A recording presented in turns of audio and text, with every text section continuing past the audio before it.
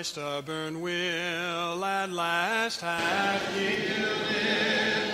I would be thine and thine alone. And this the prayer my lips are bringing, for living me thy will be done. Sweet will of God, still fold me closer till I am wholly lost in thee. Sweet will of God, still fold me closer till I am wholly lost in thee. I'm tired of sin, but sore and weary, the darksome path and dreary road. But now life has risen to cheery. I find in thee my star, my sun. Sweet will of God, still fold me closer till I am wholly lost in thee. Sweet will of God, still fold me closer till I am wholly lost in thee. Shut in with thee, O Lord, forever. My wayward feet no more to roam. What far from thee my soul can sever, the center of God's will.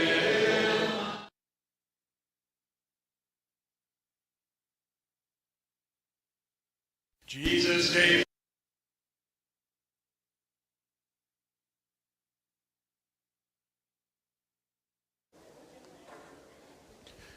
Okay, it's time to get started.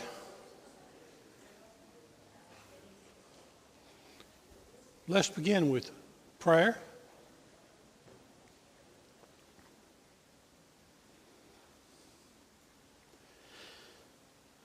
Heavenly Father, we ask your blessings on our study tonight. Thankful that we can come together.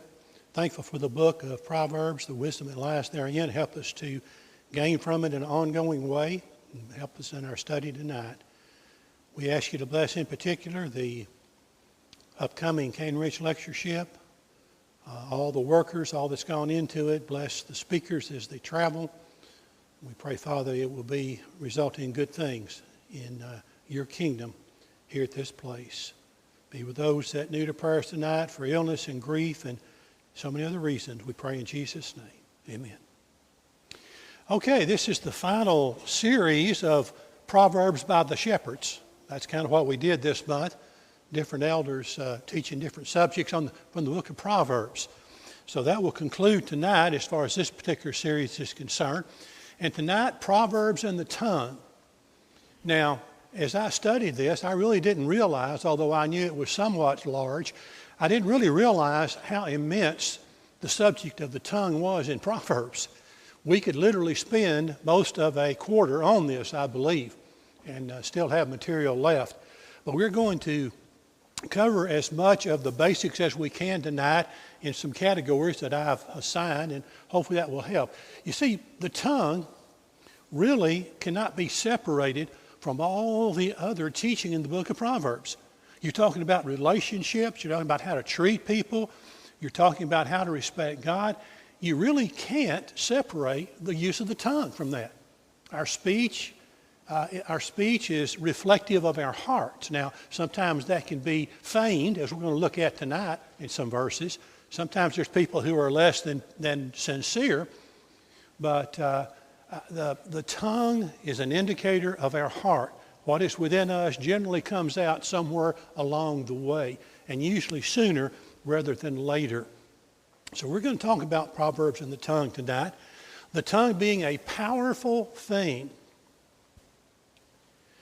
You know, I kick myself when I don't check for fonts to be sure they all fit on the slide. See, I'll pretend you can see that right there. That's Proverbs 11:11, and they'll probably all be this way, so I'm sorry. There's a way to avoid that, but I did not remember it. So, the blessing of the upright, the city is exalted, but it is overthrown by the mouth of the wicked. In other words, we're talking about the welfare of a whole city of people. And the welfare, the good things happen to that city or bad things happen to that city, it can change on the basis of somebody's mouth, of what somebody says. We can imagine a lot of scenarios where that might take place. But good things happen when the mouth is from an upright person. Bad things happen when the mouth is used in some other way, both of which we'll see examples of tonight. Even more powerful from that is Proverbs 18:21, death and life are in the power of the tongue, and those who love it will eat its fruits. So, you could hardly imagine two more extremes than death and life.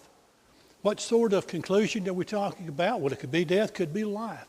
What's the end of the line? What's going to happen after this is done, after this is said, after this person says what they're going to say?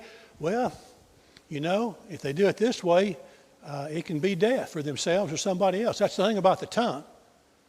The tongue can be used to hurt yourself and hurt other people, or both at the same time. Or it can be used in such a way as to bring life to someone. So the reason for these first two passages is this, and that is that it is going to be powerful. So it's not a matter of convenience that we look at it and say, okay, how are we going to use our tongue? It's going to be really powerful one way or the other. Life or death, it's going to bring down a city or it's going to bless a city. And that's what we wanted to consider as we begin tonight. Now, I have broken it down just so we could cover some of the material. You have to have some way, because Proverbs is not like many other books of the Bible, wherein you can say, well, here's the context. You know, here's what's going on. Here's the subject that's talked about in this particular portion, and we don't have to look at the rest of it. Well, these Proverbs are scattered throughout the book, although some of them are more concentrated in some places than others. They're actually throughout the book. So I have categorized them in these three ways. One, Proverbs dealing with the tongue when it is destructive. Two, Proverbs dealing with the tongue when it is constructive, that is helpful, like we talked about the power of life. And then thirdly, the feature of receptive. I'm going to save that till the end and let you wonder what that is. But there are some Proverbs which deal certainly with receptivity. And that's what we'll talk about, Lord willing, as we get to the close of our lesson tonight. So, first of all, we want to talk about the destructive nature of the tongue in Proverbs. I will say this as we begin. You can find other categories that I probably won't mention. You can find other destructive uses, specific destructive uses of the tongue that I will not mention. But I've tried to get as many of them as possible. The most common ones, certainly some of the ones that we think about. When you hear somebody say that, oh, that's in the book of Proverbs. I remember hearing that before. Some that are familiar to us. Some perhaps that are not so familiar to us. But certainly powerful when it comes to the destructive nature of the tongue. Okay, first of all, when it's destructive, what is the tongue? It's like a fire, a little bit of fire. And a little bit of fire, if it's not controlled, gets out of hand and does a great deal of destruction. If we had time, we'd talk about what James has to say about it. We don't have time for that. That's not our subject. Our subject is the book of Proverbs. But you know, just as well as I do, the book of James has a great deal to say about the nature of the tongue. It's a fire. It's a wild animal, as described, as suggested by the picture there of the tongue tamer with his whip and his chair. It is a deadly poison, as suggested by the lips or the tongue that you see there in that picture. And then, of course, up above we have the universal symbol that you're about to hear gossip or slander. And we'll talk about both of those as well as we look at some of the Proverbs. Proverbs which are discussing the destructive nature of the tongue and how we certainly ought not to be. So, let's move into them. Man, I hate that. You can read it at least, and I'll tell you what the ones say that aren't there, that aren't showing up. Lying lips are an abomination to the Lord, but those who deal truthfully are his delight. So the first destructive practice that we think about here in Proverbs, one that probably comes to your mind too if you were to make a list, is simply deceit, untruthfulness, lying. Now, what does the word abomination mean? What do you think when you hear that?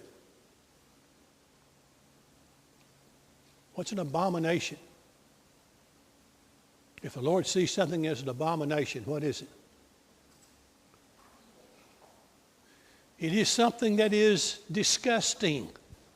It is something that makes the Lord sick. It is something that if we apply human qualities to the Lord, as we do sometimes, try to understand his nature, we might say that he would turn up his nose at. It is corrupt. That's what an abomination is. So that makes us think about it when we say something like a little white lie, or a lie that maybe someone says because, well, everybody lies about that. What's the big deal? Well, the big deal is if we didn't have any other verse in the Bible than this one right here, we know what God thinks of deceit. We know what God thinks of lying. It makes him sick. It's corruption. It's rot.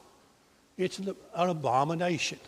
That's what it is when someone does not tell the truth, because the Lord is truth, and he's all about truth, and he's given us the truth. So that's Proverbs 12:22. Now this next one is Proverbs 19 and verse 5. A false witness will not go unpunished, and he who speaks lies will not escape. So that tells us that not only is this the way the Lord sees that which is deceitful, but this is the way that he punishes it. Excuse me, I've got to get this straight or I never will be comfortable up here.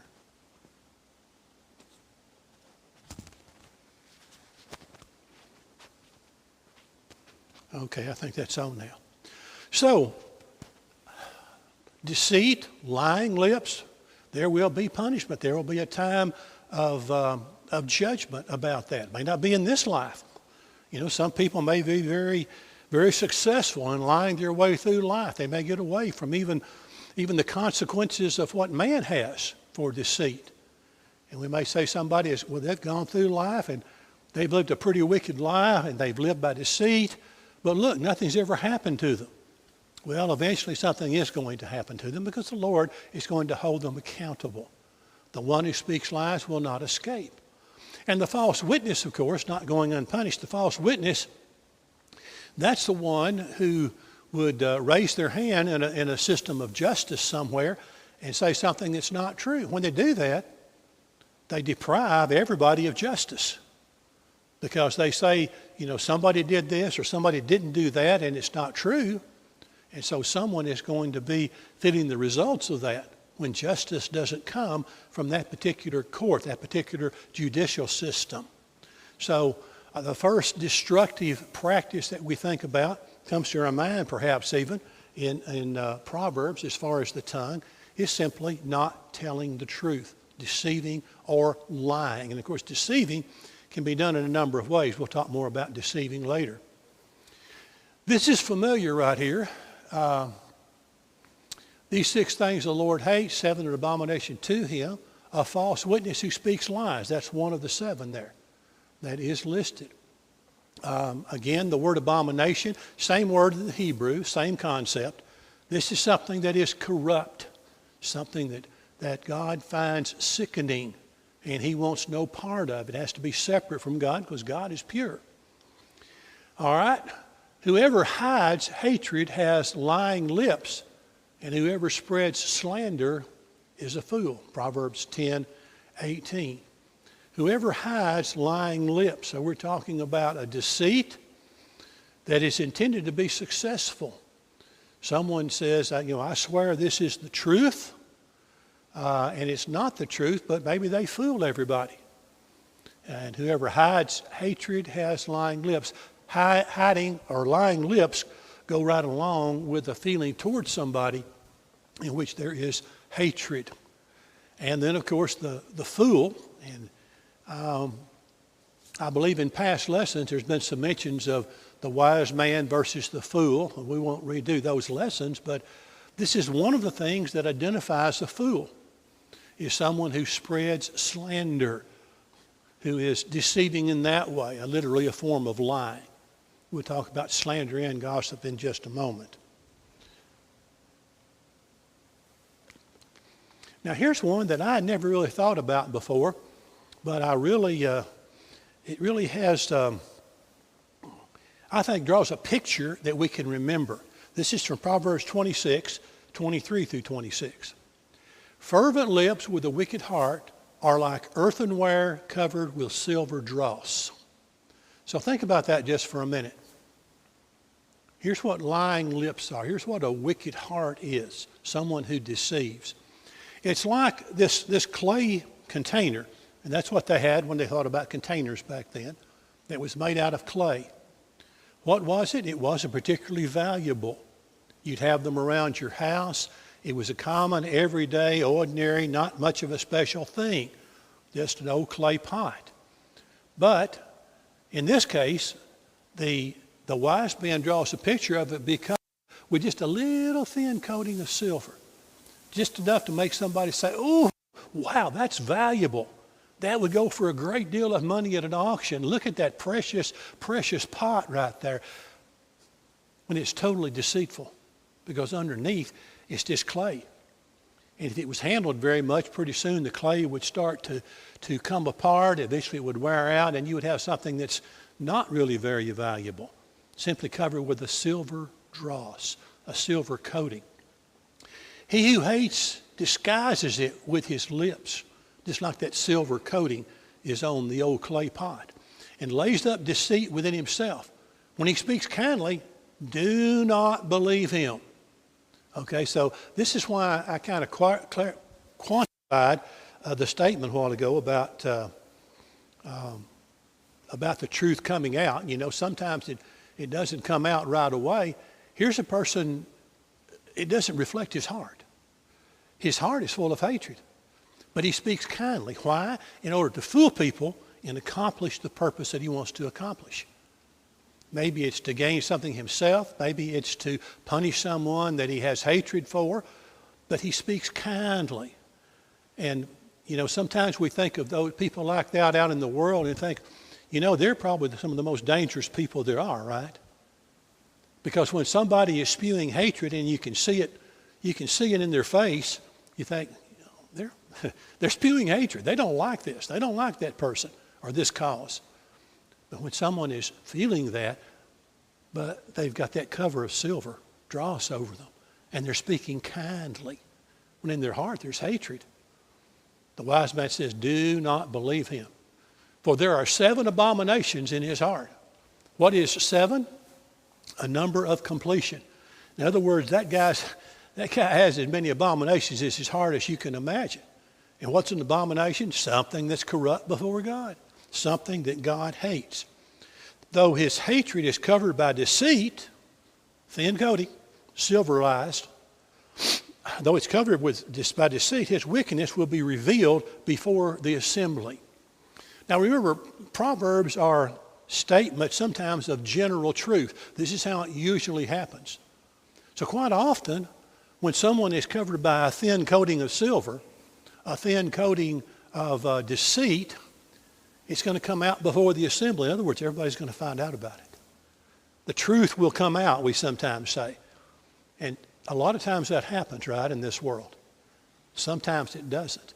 And that's why we have to say Proverbs are statements of general truth. Sometimes there's exceptions to that. But there's no exception to the statement that God knows when this is happening. And God will not allow someone who lives like this repentantly to escape the consequences of what they've done. The little silver dross doesn't fool God. Covering up the hatred with deceit doesn't fool God. And it's a full section, a full course of abominations, we might say. All right, continuing on. Bread gained by deceit is sweet to a man, but afterwards his mouth will be filled with gravel. Now here, the wise man would seem to be thinking of somebody who has a conscience, right? At first, here's something that I want. I'll do whatever it takes to get that. If I have to deceive people, I will lie. I will say whatever I have to say to obtain that. But then afterward, it's like, that wasn't as great as I thought it would be. In fact, I'm feeling pretty bad about what I did. And I don't know, I've never had my mouth filled with gravel. Maybe as a child, you did that, or you knew a child that did that. But I feel sure it is not a pleasant thing to have a mouth filled with gravel. It is irritating. It is something, it's something like a conscience. You don't forget. You got gravel in your mouth. You'll remember that till you spit the gravel out. You won't go about the day and then an hour later, oh yeah, I forgot I got gravel in my mouth, and spit it out. It'll be a constant reminder to you. So, bread, that's some good bread. Those are some good results that I received by deceiving. Then later on, man, it feels like I'm eating gravel. It was not as good a decision as I thought it was at first. Okay, that's 20 and verse 17.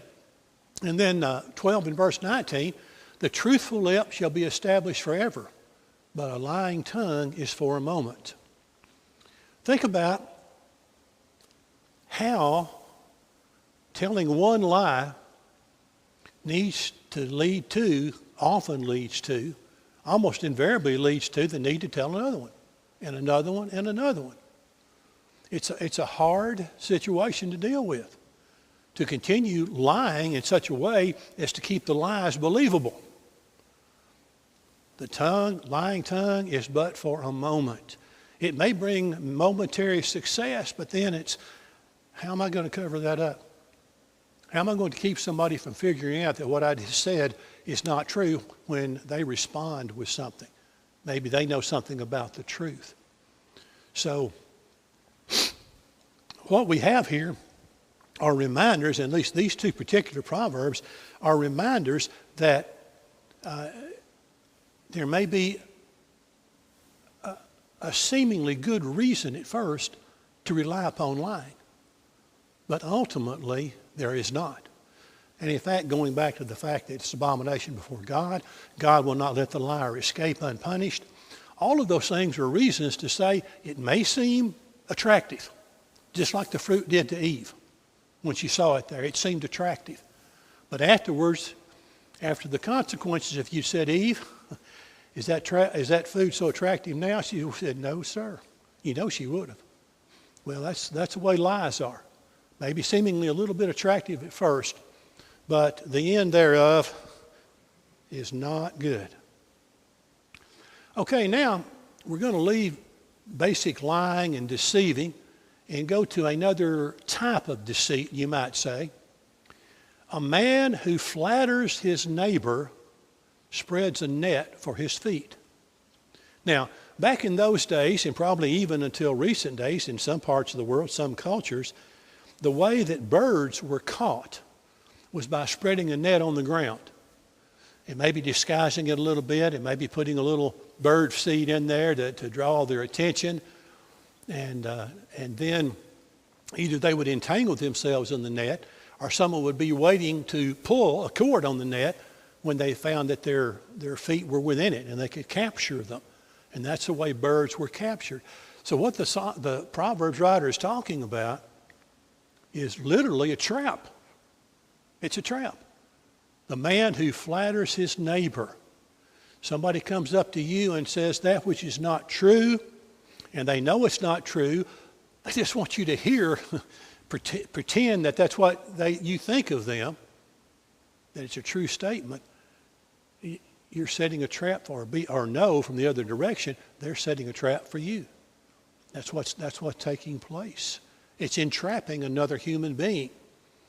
It's to gain something from them, to gain some sort of advantage or something like that, or whatever the case may be. I think we all are familiar enough with flattery to think about all the possible cases where that might arise.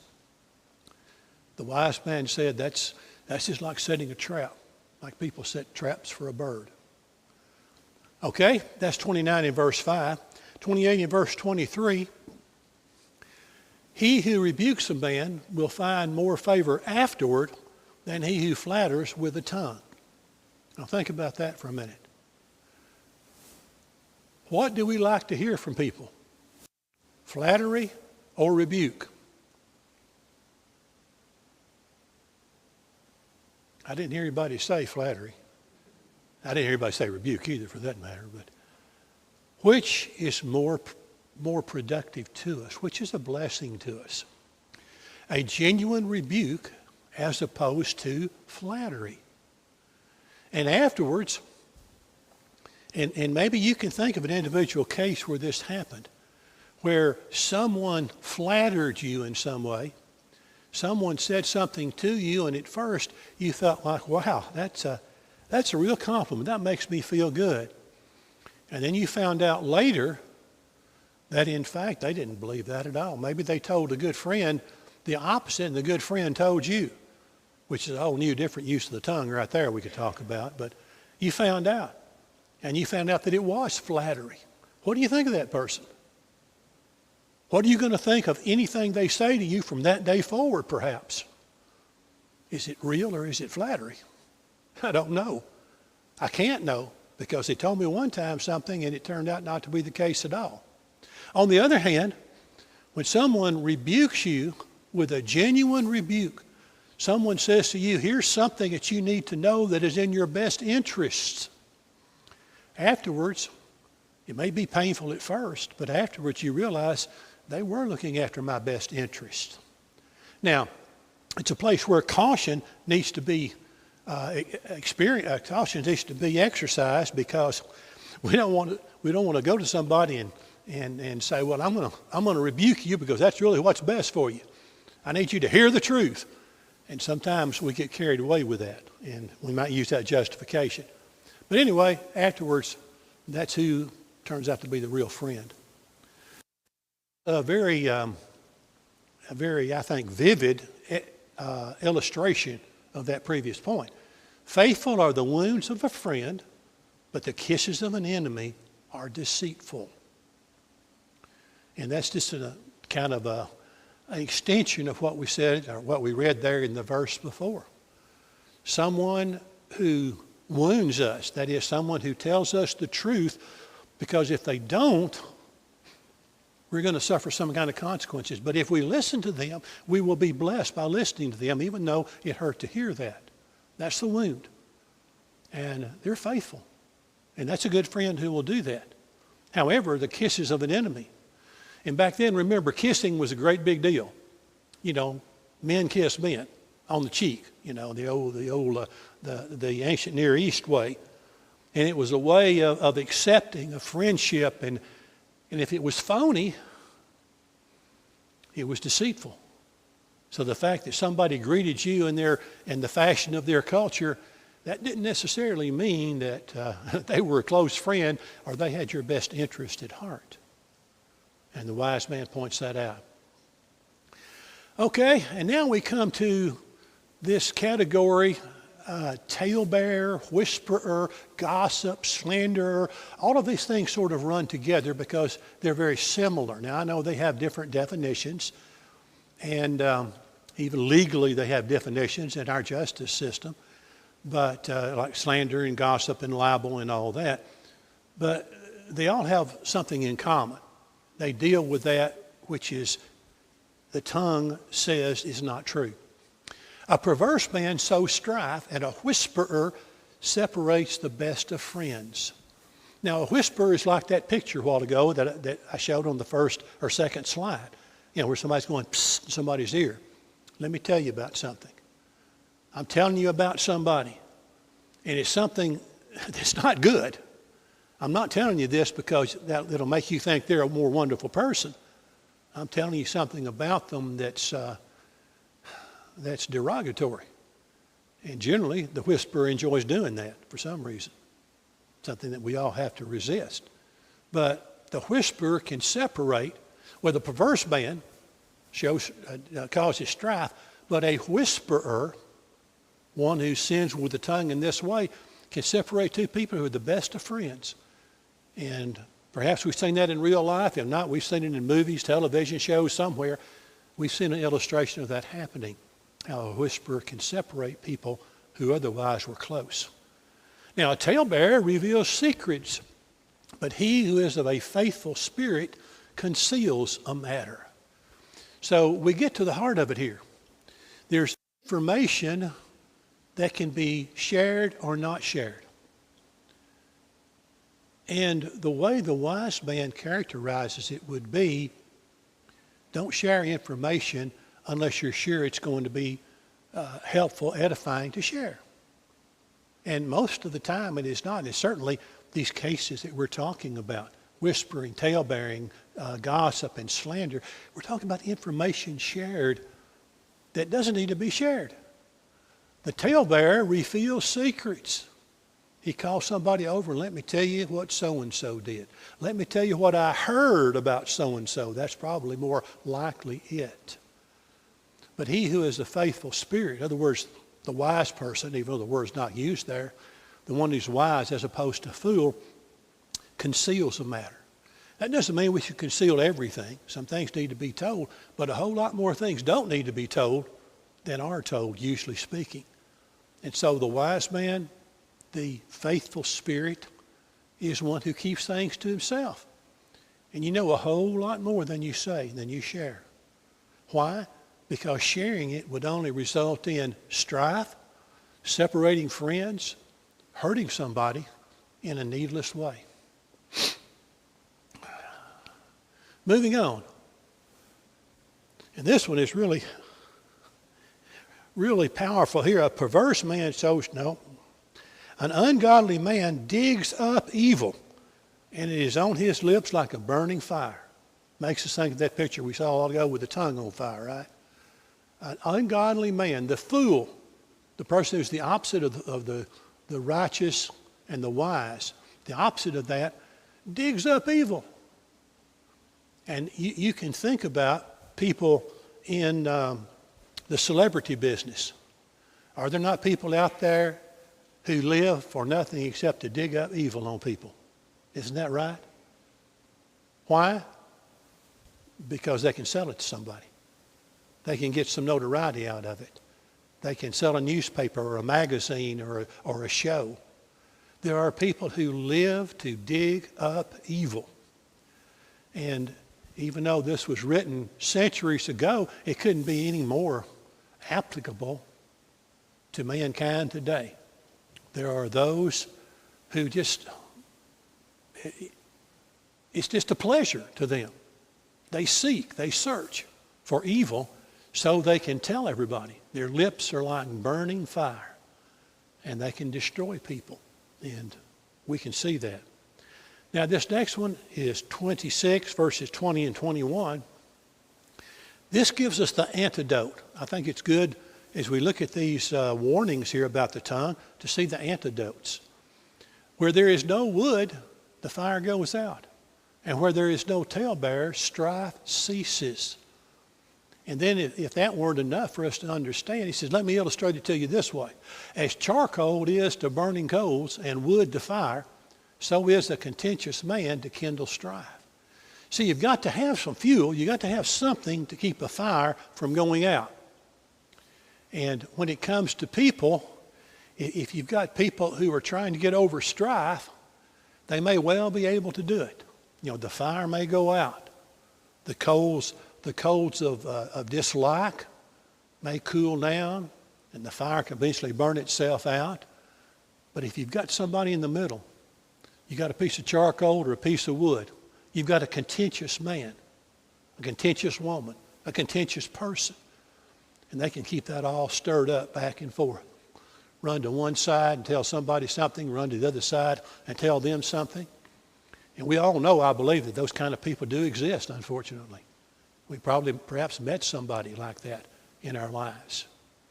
So it'll go out if we just don't have somebody stirring up the strife. Okay, here again is the principle of containing information. A prudent man conceals knowledge, but the heart of fools proclaims foolishness. The prudent man, and that's another way of saying the wise man, you know, as we talked about wisdom or heard about wisdom in this class before, conceals, doesn't say everything he knows. especially if it's not going to be edifying. But the heart of fools, I want everybody to hear it. The fool relishes having a group of people to say something to them that falls in this category of tale-bearing or whispering or slander or gossip. It's just their way of life. And so he likes to proclaim it. Let it be known far and wide. Now, this next one is, I think, very memorable. It's 17 and 28, Proverbs 17, 28. Very memorable. Even a fool is counted wise when he holds his peace. You know, I think that's easy to remember. When he shuts his lips, he's considered perceptive. So when you face a discussion, I've always thought of this verse and thought, you know, in this particular case, the best thing I can do is just be quiet. Maybe they'll consider me perceptive. Maybe they'll think I'm just listening to everything. But a fool doesn't do that. A fool opens his mouth and speaks foolishness. But all he would have to do to be considered not a fool, even if he had some foolish tendencies, would just keep his mouth shut. Don't speak. And people would say, there's a meditative person. There's a perceptive person. So that's another thing about the tongue in Proverbs. All right, a couple more here. In the multitude of words, sin is not lacking, but he who restrains his lips is wise. A lesson there from the wise man about talking less. Talking less. The more we talk, the more likely we are to get into some form of use of the tongue that's not edifying, that's not God-pleasing. And then the next one there, which is 18, 6, and 7, a fool's lips enter into contention, and his mouth calls for blows. And a fool's mouth is his destruction, and his lips are the snare of his soul. In other words, it's going to get you into trouble when you talk too much, when you just can't hush, when you can't stop and say, I don't have to have the last word. And of course, in those days, and perhaps even sometimes still today, fools get themselves into fights, don't they?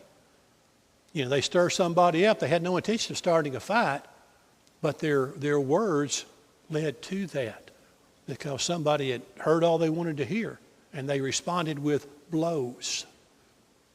And so he was a snare for his own soul. He brought danger to himself. A fool has no delight in understanding, but in expressing his own heart. One from the newer translation say in sharing his own opinion.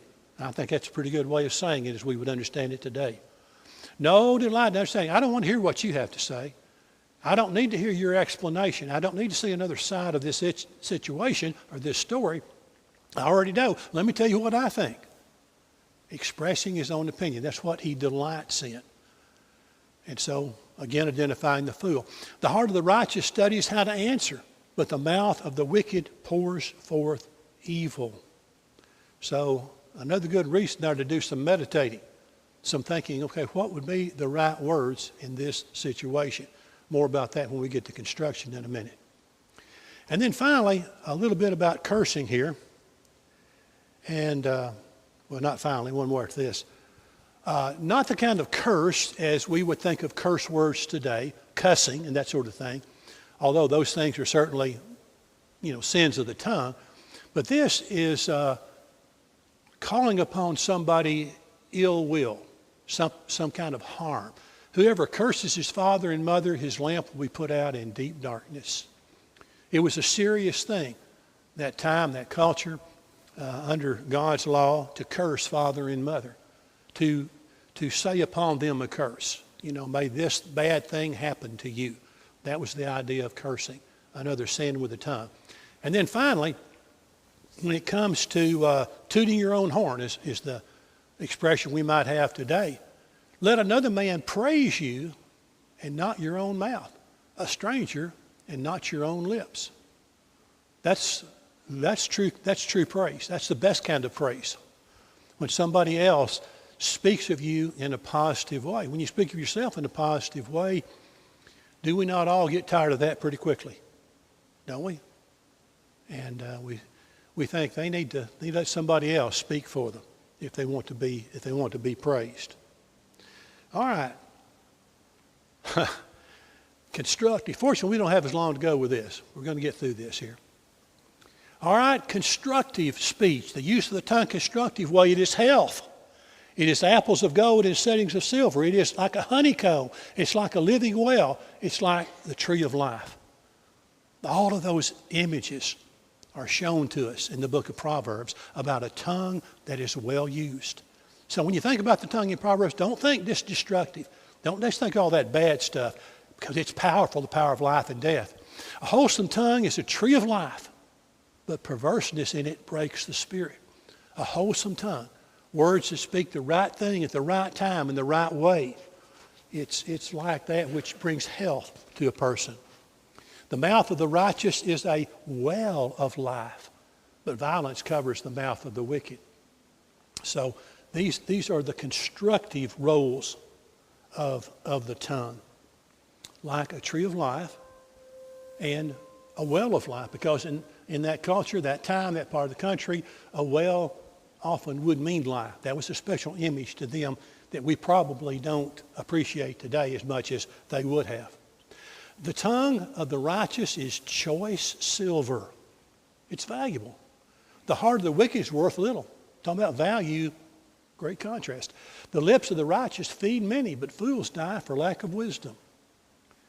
And so the outcome, the results of that wholesome tongue, the tongue of the righteous, the wise person, as the wise man would say. Pleasant words are like a honeycomb, sweetness to the soul and health to the bones. And that's why I had those health images and the honeycomb up there. Back then, the honeycomb was about the sweetest thing they could think of. They didn't have all these artificial sweeteners, and they didn't have granulated sugar and all of those things like we do today. You talk about something sweet, they think, oh, a honeycomb. How sweet a honeycomb is. Remember the story of Saul and Jonathan. And anyway, we won't go into that story. We don't have time. But honey was a delicious, sweet thing to them. That's what pleasant words are. The light of the eyes rejoices the heart, and a good report makes the bones healthy. There's that again. Not necessarily physically healthy, although they could. We could be encouraged by good words, couldn't we? We could feel better. You ever had somebody talk to you and you felt better afterwards, physically even? You know, the mind has a lot to do with the body. There's one who speaks like the piercings of the sword. That's the negative side. But the tongue of the wise promotes health. You spend some time with somebody, you feel like you've been run through with a sword. You spend some time with somebody else, you think, man, I'm ready to run a race. I'm ready to do a battle for the Lord. I'm encouraged. That's the power of the constructive tongue. And then like the picture there, and again, probably you've heard this one as much as any proverb, I guess. I know I have. A word fitly spoken is like apples of gold in settings of silver. A word said at the right time in the right way, right situation, is a beautiful, precious thing, like that picture we saw on the first slide. A man has joy in the answer of his mouth, and a word spoken in due season, how good it is. When we speak right, it brings joy to somebody else. Anxiety in the heart of man causes depression, but a good word makes it glad. What other people say to us does matter. Who we listen to does matter. The heart of the righteous studies how to answer, but the mouth of the wicked pours forth evil. I had that one earlier because I think it illustrates both ways very well. A soft answer turns away wrath, but a harsh word stirs up anger. The power of the tongue. Instead of somebody hitting you because you won't keep your mouth shut and you won't stop talking, instead a soft answer. A soft answer. And suddenly the person who wanted to hit you is, wait a minute, I'm going to stop and listen. Harsh words stir up anger. Okay, this one, and I realize it's a little small perhaps to read, but in the book of Proverbs, 10 times, there is a passage, a number of verses of different length, 10 times to begin my son or my sons. It is Solomon's message to, theoretically, his son or sons, his offspring, whom he wants to know what wisdom is all about. And remember, in the book of Proverbs, there's the wise man or righteous man, there's the foolish man or the unrighteous, the wicked, and then there's the simple that are sometimes 19 times spoken of, the simple. The simple is like young men who are, well, the word literally means seducible. They haven't learned enough yet. They aren't experienced enough. They need to listen to the right source. And so Solomon says, "Now, my son, listen to me. Let me tell you about the Lord's statutes, the Lord's commands." 10 times that appears there for the simple. And a powerful image there in the book of Proverbs. Okay, and now a paradox. Do not answer a fool according to his folly, lest you also be like him. Answer a fool according to his folly, lest he be wise in his own eyes. Okay, which is it? One verse right after another. One says answer, one says don't. Well, there's 2 explanations of that I know of. Number one, there are circumstances in which you should answer because of the subject. And there are also could be answers, situations you should answer because it might bring harm if you do not. So you can take whichever one you want, but those are the 2 possible explanations. But certainly, it's not there accidentally. The Lord, didn't have Solomon make a mistake writing these 2 together. There's a reason for it. I believe we can understand it. Okay, finally, and very quickly, receptive. The words of a talebearer are like tasty trifles, and they go down into the inmost body. Who sins when the talebearer talks to somebody else? The talebearer, the listener, or both? How about both? If nobody listens, the talebearer's got nobody to talk to, right? We need to be thinking about our receptivity based on what the book of Proverbs says about the tongue, how we listen to other people's tongues. We can put a stop to it and say, wait a minute, if you're about to say what I think you're about to say, I just do not hear it. Do we have the courage and the foresight to say that? An evildoer gives heed to false lips. A liar listens eagerly to a spiteful tongue. If we relish that, if it's a tasty trifle to us, then we're described there as an evildoer or a liar. That's the kind of person that enjoys things like that. We don't want to enjoy things like that. We want to stop. And if we do, we might eventually discourage the talebearer, the slanderer, the gossiper from doing what they're doing. He who goes about as a talebearer reveals secrets. Therefore, do not associate with one who flatters with his lips. Do not associate. Stay away from them. If they come to you and start talking to you about something that you don't need to hear, that it's not edifying, don't listen to them. Okay, and then finally, a review of what we said first. Death and life are in the power of the tongue, and those who love it will eat its fruits. It's a powerful thing. It can be used destructively in all those ways we saw, constructively in all these other situations, and as far as receptivity, we need to appreciate that for there to be a speaker, in the true sense of the word, there has to be a listener. And if we deprive them of the listener, maybe, just maybe, they'll not speak as much and maybe learn a lesson from it. Thank you for your good attention and all of that involvement too.